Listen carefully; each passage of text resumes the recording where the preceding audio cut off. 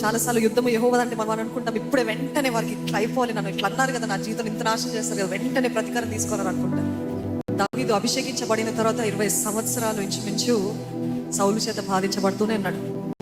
దేవుడు ఇచ్చాడు కదా వాగ్దానము, దేవుడు ఇచ్చాడు కదా అభిషేకము, దేవుడు ఆయన రాజుగా చేస్తానన్నాడు. మరి ఏంటి తిప్పలేంటి, బాధ ఏంటి, వేదన ఏంటి? ఆయన ఎన్నుకోబడ్డాడు కదా, ఇశ్రాయేల్ రాజుగా ఎంచబడ్డాడు కదా, మరి ఏంటి? God does not work on your time line. అర్థమవుతుందండి? మనం అనుకున్న సమయంలో దేవుడు పనిచేసే రకం కాదు. దేవుడు తగిన సమయం, ఎందుకు చెప్తారా తగిన సమయం అని? తగిన సమయము at the appointed time. There is an appointed time for God. You don't have to rush things, you don't have to force things, you don't have to expect something bad to happen to others.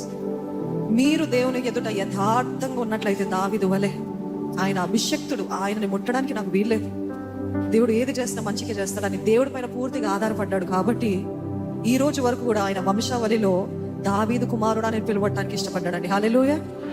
All that God looks for is a pure heart. Amen. యథార్థమైన హృదయం తగిన సమయంలో దేవుడు జరిగిస్తాడని.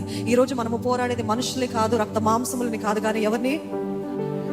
వాయుమండల అధిపతులతో, దురాత్మ శక్తులతోటి, అపవిత్ర ఆత్మలతోటి మనం పోరాడుతున్నాం. ఒకవేళ మనుషులు మిమ్మల్ని బాధ పెడుతున్నారేమో అని చూస్తున్నారు, కానీ మనుషులే వాడుకుంటున్న దురాత్మలు ఉన్నాయి, వాటిని ఎదురుద్దాం. హల్లెలూయా.